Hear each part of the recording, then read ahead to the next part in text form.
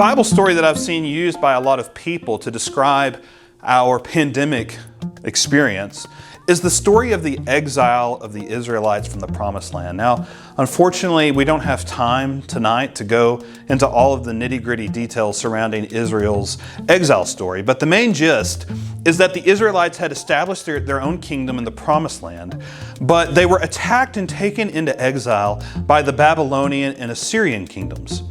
And they remained in this exile for a prolonged period of time until this new Persian king, King Cyrus, announced that the Israelites could return to Jerusalem and rebuild their temple.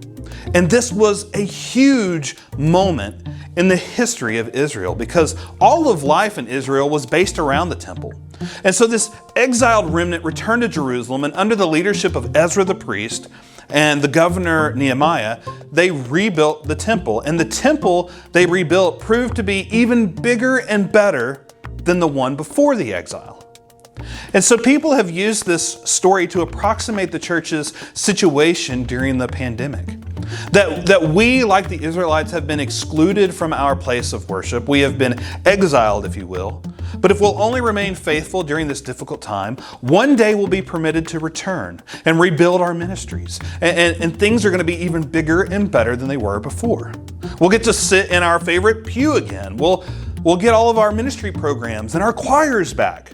And most importantly, we'll get all of those potlucks back on the calendar. I mean, this is a story of great comfort. There's great hope in believing that one day everything will just return to the way it was before. But tonight what I want to do is challenge us to think about our situation a little differently, because what I'd like to suggest tonight is that there might be another story in the Bible that better represents our present situation.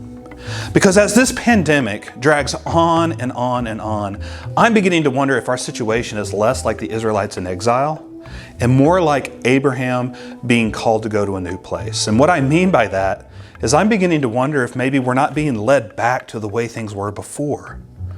Instead, I wonder if maybe we're being led to a place we've never been before.